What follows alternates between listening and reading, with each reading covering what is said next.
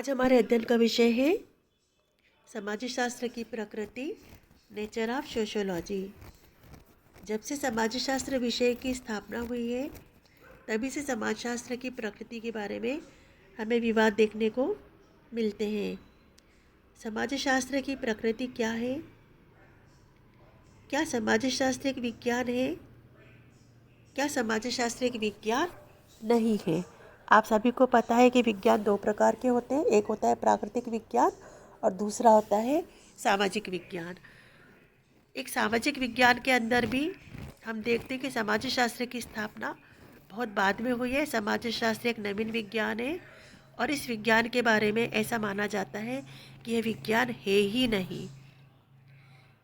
तो दोनों ही प्रकार के पक्ष हम देखेंगे, पक्ष और विपक्ष। क्या समाजशास्त्र एक विज्ञान है? यदि है तो किस प्रकार का विज्ञान है? क्या समाजशास्त्र एक विज्ञान नहीं है? यदि नहीं है तो इसके विरुद्ध क्या क्या आरोप लगाए जाते हैं? तो समाजशास्त्र की प्रकृति को समझने से पहले सबसे पहले हमें देखना होगा कि विज्ञान का अर्थ क्या है।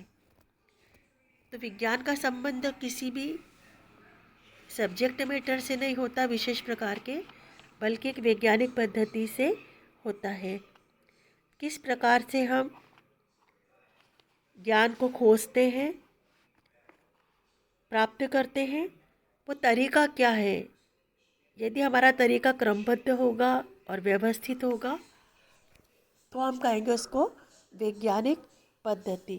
सब्जेक्ट मैटर चाहे कोई भी हो, उस हमारा जो ज्ञान प्राप्त करने का तरीका है वो क्रमबद्ध और व्यवस्थित होना चाहिए। उदाहरण के लिए, शरद पूर्णिमा का चांद पूरा क्यों है? गुलाब का फूल लाल रंग का क्यों है? बच्चा अपराधी क्यों बनता है? लड़का घर से क्यों भागा? संयुक्त परिवार क्यों टूट रहे हैं, क्यों विघटित हो रहे हैं? ये सब एक तथ्य है, एक प्रकार की घटना है। ये सब ना एक प्रकार की घटना है और इस घटना के पीछे कोई भी कारण हो सकता है। हमारा कोई भी विषय हो, किसी भी प्रकार के हमारे जीवन में घटना घटित होती है, हम आसपास जो भी घटना देखते हैं, कोई भी सब्जेक्ट मैटर हो, यदि उस सब्जेक्ट मैटर के बारे में हम वैज्ञानिक पद्धति से अर्थात क्रमबद्ध और व्यवस्थित पद्धति से हम ज्ञान प्राप्त करते हैं तो हम उसको कहते हैं विज्ञान। तो टॉपिक कोई भी हो सकता है, सब्जेक्ट मैटर कोई भी हो सकता है, पर ज्ञान प्राप्त करने का तरीका हमेशा क्रमबद्ध और व्यवस्थित होता है, तभी वो विज्ञान होता है। विज्ञान के अंदर ज़रूरी होता है अवलोकन करना, मतलब कि विज्ञान कहीं सुनी बातों पर विश्वास नहीं करता। विज्ञान हमेशा आँखों के द्वारा सत्यता प्राप्त करने की कोशिश करता है, सच्चाई को देखने की कोशिश करता है। उसी प्रकार से हम देखते हैं कि विज्ञान के अंदर हमेशा तथ्यों का वर्गीकरण, संगठन किया जाता है, सामान्यीकरण किया जाता है, भविष्यवाणी की जाती है और विज्ञान का आधार होता है वैज्ञानिक प्रकृति। तो इस प्रकार आप बता सकते हो कि विज्ञान,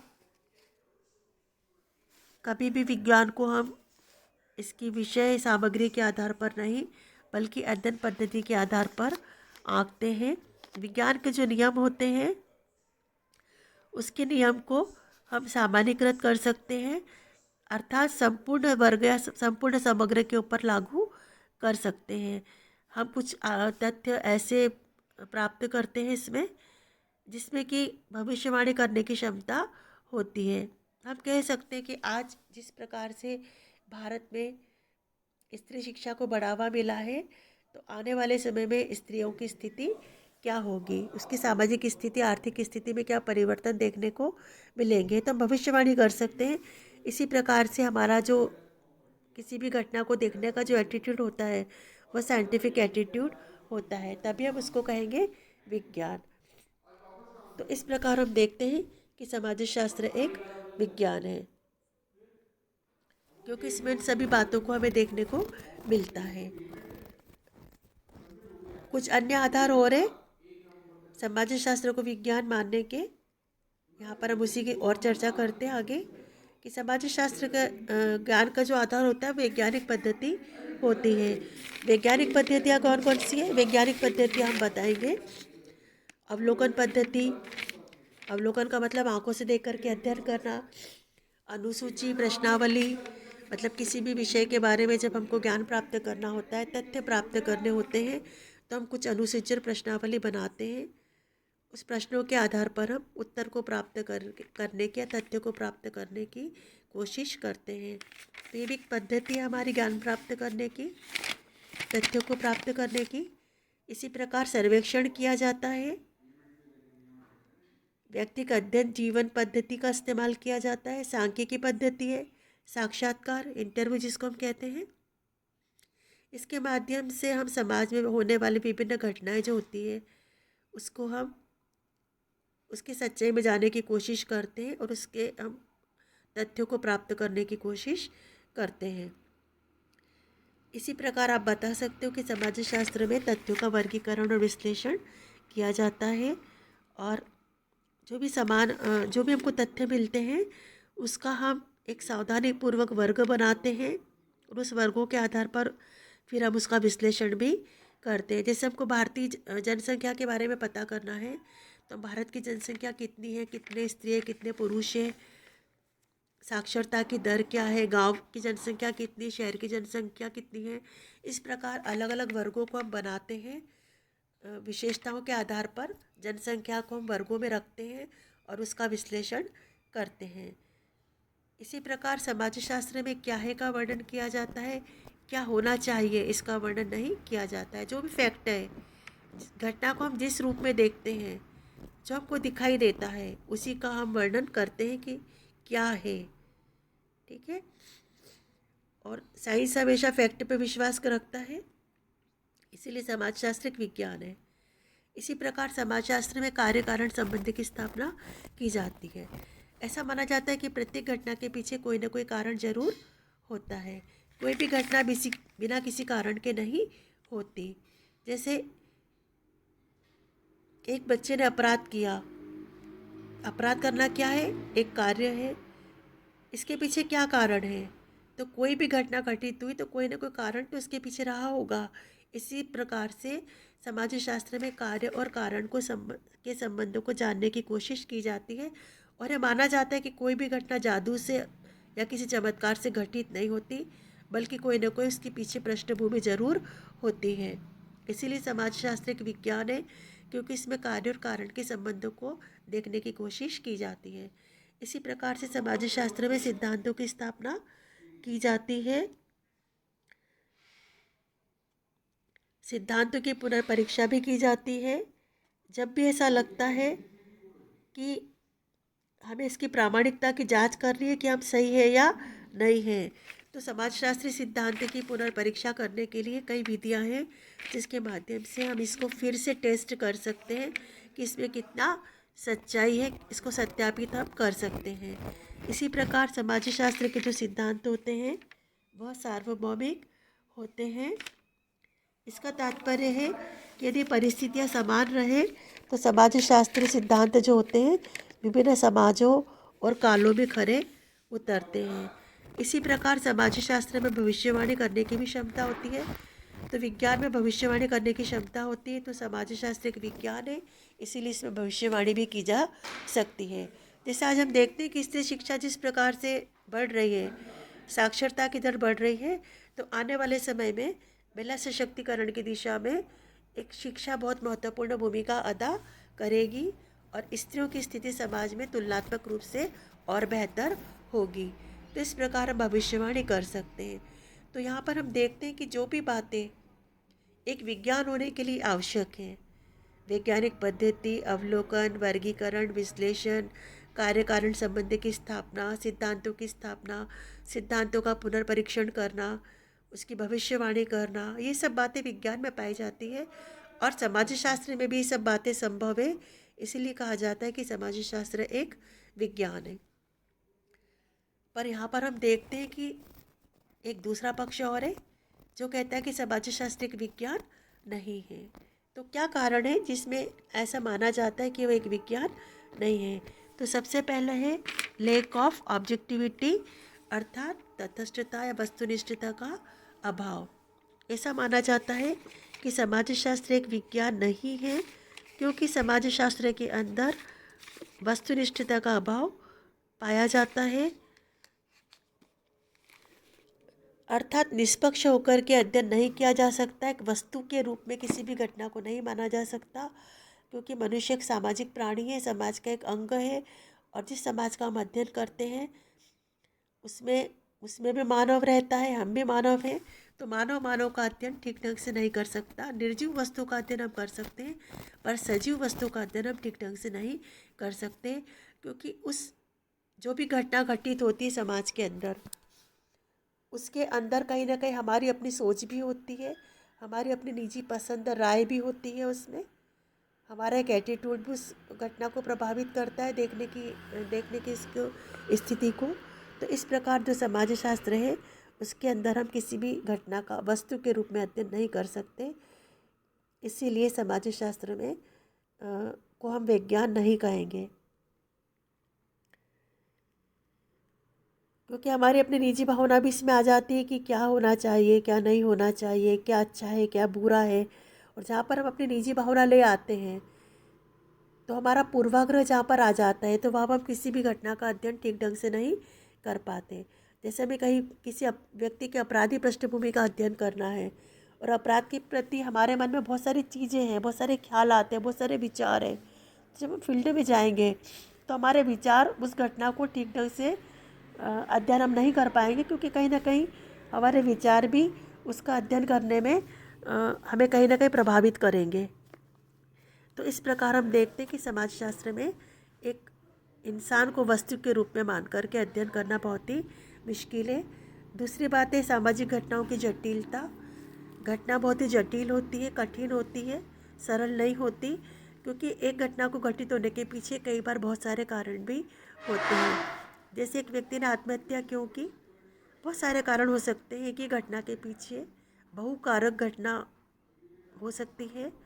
और इन सब कारकों का अलग अलग अध्ययन करेंगे तो हमको बहुत सारे अलग अलग तरह के पहलू देखने में आएंगे और गुत्थी उलझती चले जाएगी। तो इस प्रकार उनका ये मानना है कि जो भी सामाजिक घटनाएं होती है एक दूसरे से बहुत ज़्यादा जुड़ी हुई होती है, इनको अलग करना बहुत ही मुश्किल होता है। तो यही बात है कि समाजशास्त्र एक विज्ञान नहीं है, क्योंकि हम घटनाओं को सरल करके उसको सुलझाने की कोशिश ठीक ढंग से नहीं कर पाते। इसके बाद है सामाजिक घटनाओं की गतिशील प्रकृति। समाज परिवर्तनशील है, आज है वो कल नहीं है, जो कल है वो परसों नहीं होगा। घटनाएं बहुत तेज़ी से बदलती है। आज हम परिवार का जो स्वरूप देख रहे हैं, यदि हम उसका अध्ययन करते हैं तो पता नहीं आने वाले समय में उस परिवार का स्वरूप क्या होगा। तो जाति, धर्म, परिवार, ये सब घटनाएं बहुत ही हम देखते हैं कि इनका अध्ययन हम जो का त्यों नहीं कर पाते, क्योंकि ये घटनाएं बहुत तेज़ी से, इनसे रिलेटेड जो चीज़ें होती बहुत तेज़ी से बदलती चले जाती है। इसी प्रकार हम देखते हैं कि जो वैज्ञानिक प्रकृति है वो इसलिए नहीं होती समाजशास्त्र की, क्योंकि सामाजिक घटनाओं में सार्वभौमिकता का अभाव देखा जाता है। प्रत्येक समाज की परिस्थितियाँ अलग अलग होती है और उस परिस्थिति के अनुसार घटना घटित होती है। जहाँ पर एक परिस्थिति में घटना घटित होती है, दूसरी परिस्थिति समाज के अलग होगी, तो हम इसमें सार्वभौमिकता नहीं देख पाते, क्योंकि सब समाज की अलग अलग प्रकार की विशेषताएं होती है। इसके बाद है माप में कठिनाई। एक अन्य आरोप है कि समाजशास्त्र के माप में कठिनाई होती है।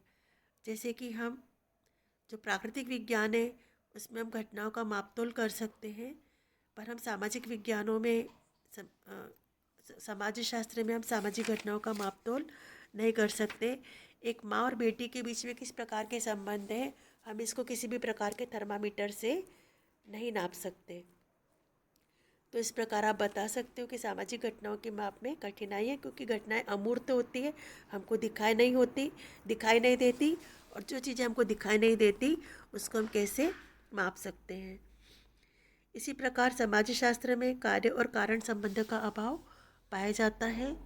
ऐसा माना जाता है कि कोई भी घटना घटित होती है उसके पीछे हम कारण को ठीक ढंग से ढूंढने की कोशिश करें तो भी हमारे सामने कारण ठीक ढंग से नहीं आ पाते निकल करके, और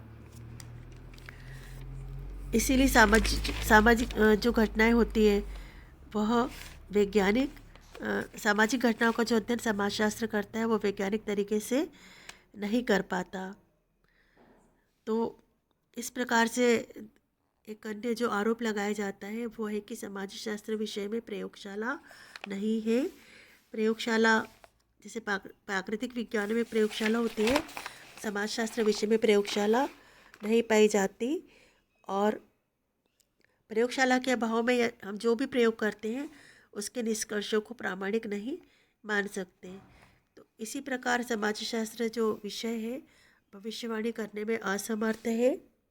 और जैसे कि प्राकृतिक विज्ञान होते हैं उनकी भविष्यवाणी बहुत ज़्यादा सार्वभौमिक रूप से सत्य होती है। जैसे ऑक्सीजन और हाइड्रोजन के मेल से पानी बनेगा, इसी प्रकार यदि हम गेंद को ऊंचा उछालेंगे तो वो गुरुत्वाकर्षण नियम के फलस्वरूप नीचे आकर के गिरेगी। पर समाजशास्त्र विषय में भविष्यवाणी नहीं कर सकते। क्यों नहीं कर सकते? क्योंकि समाज एक परिवर्तनशील है और मनुष्य की फितरत है, कभी उसका दिमाग एक जैसा नहीं सोचता। और जब हम समाज का अध्ययन करते हैं तो पता चलता है कि आज जो हमने अध्ययन किया है वो बहुत ही तेज़ी से उस अध्ययन की जो विषय वस्तु होती है, जो अध्ययन का तरीका होता है, जो घटना होती है, बहुत तेज़ी से बदल चुकी है। तो इस प्रकार हम देखते हैं कि जो समाजशास्त्र विषय है उसके विरुद्ध आपत्ति लगाई जाती है, आपत्ति ली जाती है। अब हम देखते हैं कि जो समाजशास्त्र के प्रकृति के विरुद्ध में जो आपत्तियाँ लगाई गई है वो किस हद तक सही है। अब एक आपत्ति है जैसे इसके पीछे कि समाजशास्त्र विषय में सामाजिक घटना जटिल होती है। तो जटिल में तो हम यही कह सकते हैं कि जब भी कोई चीज़ हमको समझ में नहीं आती वो तभी तक जटिल होती है। जब हमको समझ में आने लग जाती है तो वो चीज़ हमारे लिए जटिल नहीं रहती। और जटिल कब तक रहेगी? जब तक उसके बारे में हमको पूरी जानकारी प्राप्त नहीं होती। तो समाजशास्त्र एक जटिल की घटना जटिल नहीं है। जब हमको समझ में आती है तो हम उसको आसानी से सुलझा सकते हैं। इसी प्रकार समाजशास्त्र में जो ऑब्जेक्टिविटी होती है उसका अभाव होता है, ऐसा भी नहीं कहा जा सकता। क्योंकि आज समाजशास्त्र में ऐसी बहुत सारी पद्धतियाँ आ गई है जिसकी सहायता से हम देखते हैं कि हम व्यक्तिगत जो पक्षपात होता है, जो पूर्वाग्रह होता है, उस पर हम अपने काफ़ी हद तक कंट्रोल कर सकते हैं। उसी प्रकार से जो सामाजिक घटनाएं होती है, इसे बोला जाता है कि उसकी प्रकृति गतिशील होती है, इसीलिए वह विज्ञान नहीं है समाजशास्त्र। ऐसा नहीं है, क्योंकि हम देखते हैं कि जो प्राकृतिक विज्ञान है उसमें भी कुछ सीमा तक हम परिवर्तन देखते हैं। तो ऐसा नहीं है कि सामाजिक घटनाएं गतिशील होती है। कई बार सामाजिक जो प्राकृतिक घटनाएं होती है वह भी कहीं ना कहीं हमको उसके स्वरूप में भी परिवर्तन दिखाई देता है। इसी प्रकार से यदि हम देखें तो सामाजिक घटनाओं की माप में कठिनाई का आरोप लगाया जाता है, जबकि माप ऐसा जरूरी नहीं कि कोई भी विज्ञान के अंदर माप हो, संभव हो। उदाहरण के लिए अगर टेलर भी एक हमारे जब कपड़े की सिलाई करता है तो लंबाई चौड़ाई नापता है, तो माप करना एक विज्ञान की आवश्यक विशेषता नहीं है। अगर ऐसा होता तो हम टेलर को भी एक वैज्ञानिक कह देते ना। हमारा विषय ही ऐसा है जिसमें कि क्योंकि हमारे विषय वस्तु जो होती है, जो सामाजिक संबंध होते हैं, वो अमूर्त होते हैं। और जब अमूर्त होते हैं तो उसको हम माप तोल नहीं कर सकते। जैसे एक माँ और बेटी के बीच में क्या संबंध है, इसको हम माप नहीं सकते, इसको हम किसी तराजू में तोल नहीं सकते, इसको हम किसी थर्मामीटर के द्वारा कितने डिग्री तक संबंध है ऐसा नहीं देख सकते, इसको डिग्री में व्यक्त नहीं कर सकते। तो इस प्रकार हम देखते हैं कि जो सामाजिक घटनाएं की माप होती है, माप कोई ऐसा आवश्यक तत्व नहीं है किसी विज्ञान का। और यदि कभी ज़रूरत भी पड़ती है तो बहुत सारी ऐसी प्रविधियाँ हैं जिसके माध्यम से सामाजिक घटनाओं को ठीक ढंग से देख सकते हैं। उसी प्रकार कार्य कारण संबंध हमें दिखाई देते हैं। ऐसा नहीं कि हम किसी भी घटना के पीछे कोई कारण होगा तो विज्ञान नहीं देख पाएगा। समाजशास्त्र के अंदर आज के ऐसे टूल्स विकसित हो गए हैं जो कि यह ज्ञात कर सकता है कि किसी भी घटना के पीछे क्या कारण हो सकते हैं। और समाजशास्त्र में प्रयोगशाला नहीं है, कुछ विद्वान ऐसा मानते हैं, पर हम कहते हैं कि समाजशास्त्र की प्रयोगशाला तो बहुत बड़ी है, जहाँ पर हम जाते हैं, पूरा खुला समाज है हमारे पास, खुली छत के नीचे जहाँ पर भी मानव रहता है वहाँ पर हम अपने प्रयोग को कर लेते हैं। इसी प्रकार समाजशास्त्र भविष्यवाणी भी कर सकता है, क्योंकि आज जो स्थितियाँ हैं समाज की, उसके आधार पर हम आने वाले समाज की भविष्यवाणी कर सकते हैं। और 100% जो भविष्यवाणी होती है वो तो कोई भी शास्त्र नहीं कर सकता। वनस्पति शास्त्र की एक लिमिट होती है, अगर हम 2 बीज एक साथ बोते हैं तो वो नहीं बता सकता कि पहले कौन सा बीज अंकुरित होगा। खरगोश के 2 बच्चे होते हैं तो कोई भी प्राणी शास्त्री नहीं बता सकता कि खरगोश का कौन सा बच्चा इसमें से पहले चलेगा। इसी प्रकार से हम देखते हैं कि हर विज्ञान की एक लिमिटेशंस होती है, पर फिर भी अन्य विज्ञानों की तरह समाजशास्त्र भी अपनी भविष्यवाणी कर सकता है। आज समाज की जो परिस्थितियां हैं उसके आधार पर वो आने वाले समय के लिए भविष्यवाणी कर सकता है। तो इस प्रकार हम दोनों ही पक्ष देखें, समाजशास्त्र विज्ञान है या समाजशास्त्र विज्ञान नहीं है। अब प्रश्न उठता है कि क्या वाकई समाजशास्त्र एक विज्ञान है? तो हम कह सकते हैं कि समाजशास्त्र एक विज्ञान है और इसकी प्रकृति वैज्ञानिक है। हाँ, ये ज़रूर है कि समाजशास्त्र इतना निश्चित विज्ञान नहीं है जितना कि निश्चित विज्ञान प्राकृतिक या भौतिक विज्ञान होता है। फिर भी हम समाजशास्त्र को कह सकते हैं कि समाजशास्त्र एक सामाजिक विज्ञान है, न कि प्राकृतिक विज्ञान, एक निरपेक्ष विज्ञान है, न कि आदर्शात्मक विज्ञान। अर्थात